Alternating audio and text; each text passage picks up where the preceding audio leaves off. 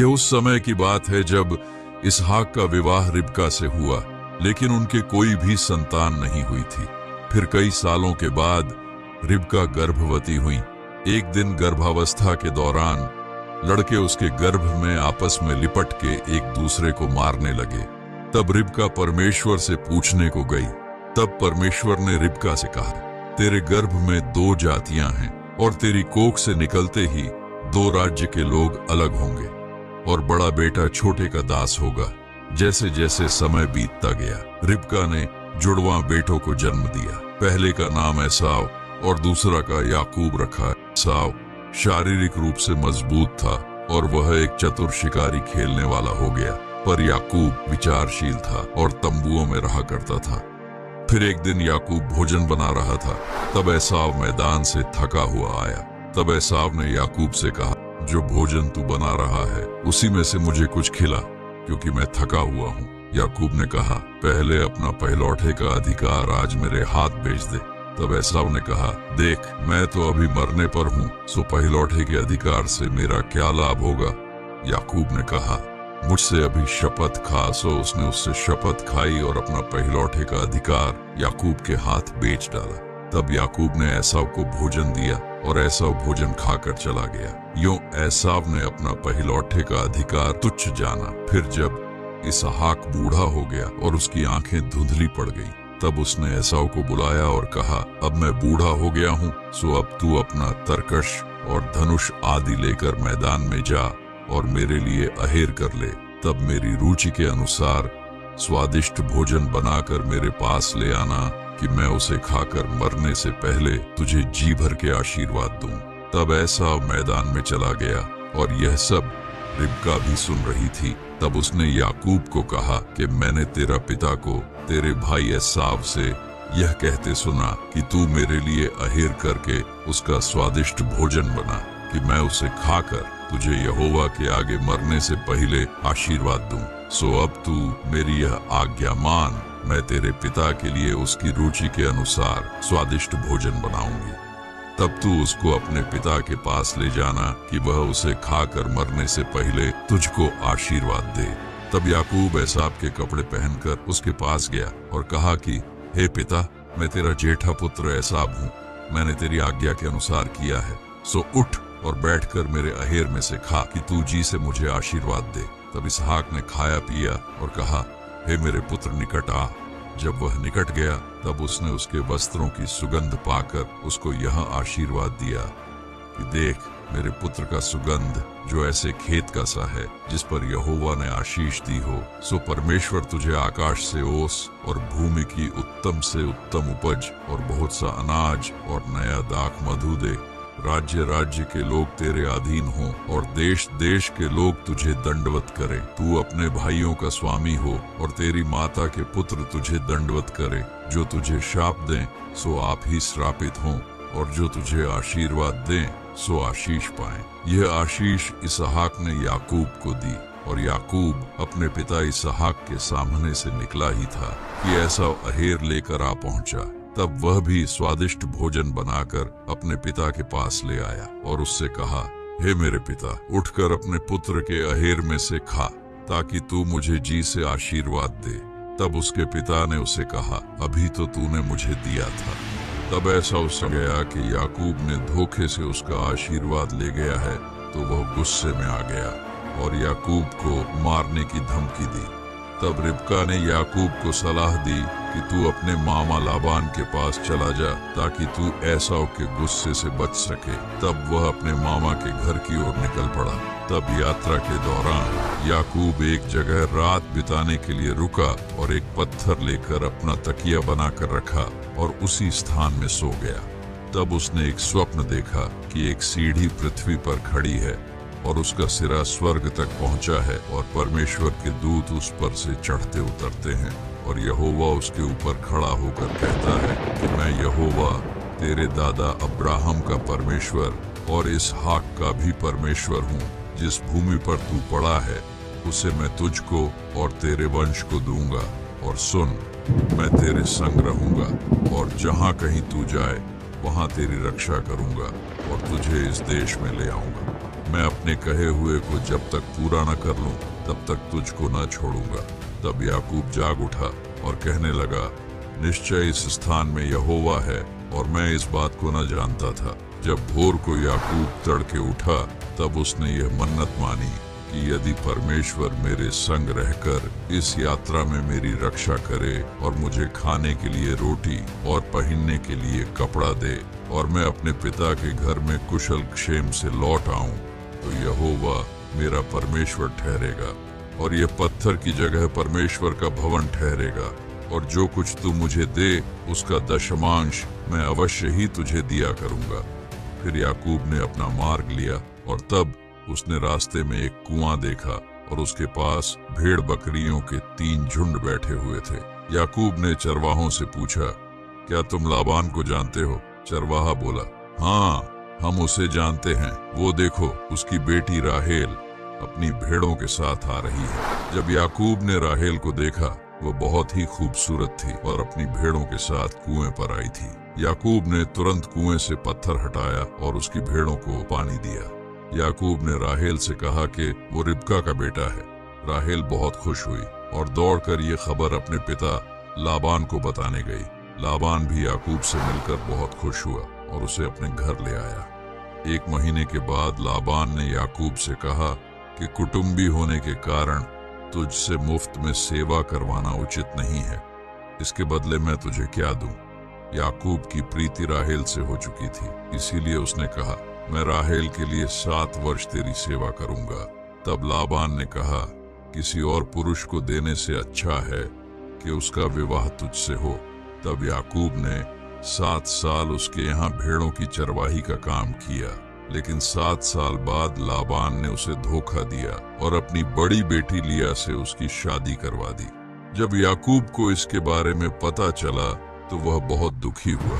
तब उसने लाबान से कहा, तूने मुझसे धोखा किया है। लेकिन लाबान ने उससे कहा कि उनके समाज में ये रिवाज है कि छोटी बेटी की शादी बड़ी से पहले नहीं होती, और अगर अब भी तू राहेल से शादी करना चाहता है तो और 7 साल काम कर, तब मैं अपनी दूसरी बेटी का भी विवाह तुझसे कर दूंगा। तब याकूब फिर से राजी हो गया और 7 साल और काम किया, जिसके बाद उसने राहेल से शादी की। फिर याकूब के उसकी दोनों पत्नियों से 12 बेटे और 1 बेटी हुई। इस समय के बीच याकूब बहुत धनी हो गया था। तब लाबान के पुत्रों की ये बातें याकूब के सुनने में आई कि याकूब ने हमारे पिता का सब कुछ छीन लिया है और हमारे पिता के धन के कारण उसकी यह प्रतिष्ठा है।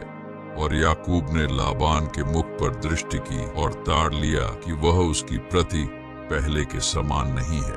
तब यहोवा ने याकूब से कहा, अपने पितरों के देश और अपनी जन्मभूमि को लौट जा और मैं तेरे संग रहूंगा।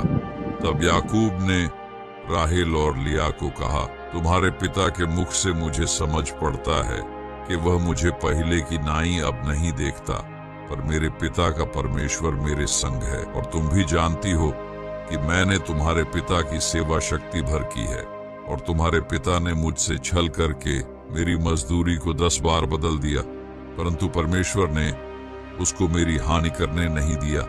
जब उसने कहा कि चित्री वाले बच्चे तेरी मजदूरी ठहरेंगे, तब सब भेड़ बकरियां चित्री वाले ही जनने लगीं। और जब उसने कहा कि धारी वाले बच्चे तेरी मजदूरी ठहरेंगे, तब सब भेड़ बकरियां धारी वाले जनने लगी। इस रीति से परमेश्वर ने तुम्हारे पिता के पशु लेकर मुझको दे दिए। तब राहेल और लिया ने कहा, परमेश्वर ने जितना धन हमारे पिता से लेकर दिया है वह हमारा और हमारे बच्चों का है। अब जो कुछ परमेश्वर ने तुझसे कहा वही कर। तब याकूब अपने बच्चों और स्त्रियों को और जितने पशु उसे परमेश्वर ने दिए थे सब लेकर वहां से अपने पिता के घर लौट पड़ा।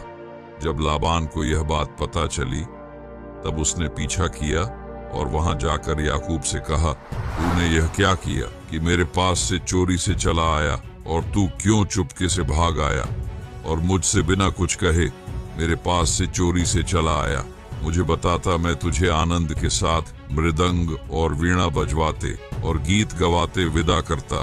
तुम लोगों की हानि करने की शक्ति मेरे हाथ में तो है, पर तुम्हारे पिता के परमेश्वर ने मुझसे बीती हुई रात में कहा, सावधान रह, याकूब से न तो भला कहना और न बुरा।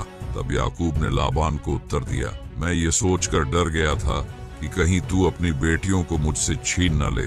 तब लाबान ने याकूब से कहा, ये बेटियों तो मेरी ही हैं और ये पुत्र भी मेरे ही हैं और ये भेड़ बकरियां भी मेरी ही हैं और जो कुछ तुझे दिख रहा है सब मेरा ही है। और अब मैं अपनी इन बेटियों व इनकी संतान से क्या कर सकता हूँ? तो अब तू और मैं दोनों एक वाचा बांधें और वह मेरे और तेरे बीच साक्षी ठहरी रहे। तब याकूब ने एक पत्थर लेकर उसका खंभा खड़ा किया और अपने सेवकों से कहकर पत्थरों का एक ढेर लगवाया। और लाबान ने कहा कि यह ढेर आज से मेरे और तेरे बीच साक्षी रहेगा। यदि तू मेरी बेटियों को दुख दे व उनके सिवाय और स्त्रियां ब्याह ले तो हमारे साथ कोई मनुष्य तो न रहेगा, पर देख, मेरे तेरे बीच में परमेश्वर साक्षी रहेगा। और इस खंभे को भी देख, यह खंभा इस बात के साक्षी रहे कि हानि करने की मनसा से न तो मैं इस ढेर को लांग कर तेरे पास जाऊंगा, न तू इस ढेर और इस खंभे को लांग कर मेरे पास आएगा। तब लाबान अपने लोगों को लेकर लौट गया। फिर याकूब ने मार्ग लिया और अपने दासों को उसने उन्हें यह आज्ञा दी कि मेरे प्रभु ऐसा उसे कहना कि तेरा दास याकूब तुझसे यूं कहता है कि मैं लाबान के यहाँ परदेशी होकर अब तक रहा और मेरे पास गाय बैल गधे भेड़ बकरियां और दास दासियां हैं। सो मैंने अपने प्रभु के पास इसलिए संदेशा भेजा है कि तेरे अनुग्रह की दृष्टि मुझ पर हो। तब वह दूत गए और दूत याकूब के पास लौट के कहने लगे, हम तेरे भाई एसाव के पास गए थे और वह भी तुझसे भेंट करने को 400 पुरुष संग लिए हुए चला आता है। तब याकूब डर गया और परमेश्वर से प्रार्थना करने लगा, हे यहोवा, हे मेरे दादा अब्राहम और मेरे पिता के परमेश्वर, तूने तो मुझसे कहा कि अपने देश और जन्मभूमि में लौट जा और मैं तेरी भलाई करूंगा। तूने जो काम अपनी करुणा और सच्चाई से अपने दास के साथ किए हैं कि मैं जो अपनी छड़ी ही लेकर इस यर्दन नदी के पार उतर आया, सो अब मेरे 2 दल हो गए हैं। तेरे ऐसे ऐसे कामों में से मैं एक के भी योग्य तो नहीं हूँ। मेरी विनती सुनकर मुझे मेरे भाई एसाव के हाथ से बचा ले। मैं तो उससे डरता हूँ, कहीं ऐसा न हो कि वह आकर मुझे और मेरे परिवार को भी मार डाले। तूने तो कहा है कि मैं निश्चय तेरी भलाई करूंगा और तेरे वंश को समुद्र की बालू के किनकों के समान बहुत करूंगा, जो बहुतायत के मारे गिने नहीं जो सकते। तब उसने वो दिन और रात वहीं बिताई और जो कुछ उसके पास था उसमें से अपने भाई एसाव की भेंट के लिए छांट छांट कर निकाला और अपने दास को देकर कहा, जब मेरा भाई एसाव तुझे मिले और पूछने लगे कि तू किसका दास है और कहाँ जाता है और ये जो तेरे आगे आगे हैं सो किसके हैं, तब कहना कि यह तेरे दास याकूब के हैं। हे मेरे प्रभु, ऐसा ये सब भेंट तेरे लिए भेजी गई है और वह आप भी हमारे पीछे पीछे आ रहा है। और उसने दूसरे और तीसरे रखवालों को भी वरन उस सबों को जो झुंडों के पीछे पीछे थे ऐसी ही आज्ञा दी कि जब ऐसा तुमको मिले तुम सब इसी प्रकार कहना, क्योंकि याकूब यह सोचा कि यह भेंट के द्वारा मैं उसके क्रोध को शांत करके तब उसका दर्शन करूंगा तो हो सकता है वह मुझसे प्रसन्न हो जाए। सो वह भेंट याकूब से पहले पार उतर गई और वह आप अकेला परिवार से अलग रहा। तब कोई पुरुष आकर पांव फटने तक उससे मल्ल युद्ध करता रहा। जब उसने देखा कि मैं याकूब पर प्रबल नहीं होता, तब उसने कहा, मुझे जाने दे, क्योंकि भोर हुआ जाता है। याकूब ने कहा, जब तक तू मुझे आशीर्वाद न दे तब तक मैं तुझे जाने न दूंगा। तब उसने कहा, तेरा नाम अब याकूब नहीं परंतु इस्राएल होगा, क्योंकि तू परमेश्वर से और मनुष्यों से भी युद्ध करके प्रबल हुआ है। तब वह दूत चला गया। जब सुबह हुई तब उसने देखा कि एसाव 400 पुरुष लिए हुए उससे मिलने को चला आता है। तब वह 7 बार भूमि पर झुककर उससे मिलने को पहुंचा। तब ऐसा उससे भेंट करने को दौड़ा और उसको हृदय से लगा लिया। फिर वे दोनों रो पड़े। तब उसने आंखें उठाकर स्त्रियों और उसकी संतान को देखा और पूछा, ये जो तेरे साथ हैं सो कौन है? उसने कहा, ये तेरे दास के लड़के हैं जिन्हें परमेश्वर ने अनुग्रह करके मुझको दिया है। फिर एसाव ने कहा, आ हम बढ़ चलें और मैं तेरे आगे आगे चलूंगा। याकूब ने कहा, हे मेरे प्रभु, तू तो जानता ही है कि मेरे साथ लड़के और दूध देने वाली भेड़ बकरियां और गायें हैं। यदि ऐसे पशु एक दिन भी अधिक हाँके जाएं तो सब के सब मर जाएंगे।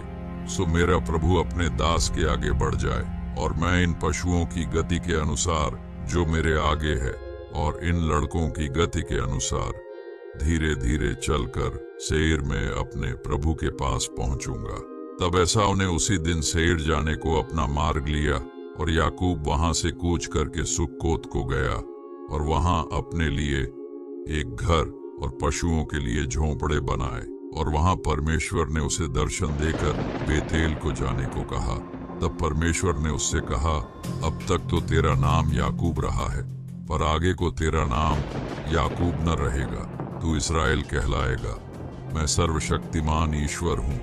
तू फूले फले और बढ़े और तुझसे एक जाति वर्ण जातियों की एक मंडली भी उत्पन्न होगी और तेरे वंश में राजा उत्पन्न होंगे। और जो देश मैंने अब्राहम और इसहाक को दिया है वही देश तुझे देता हूँ और तेरे पीछे तेरे वंश को भी दूंगा।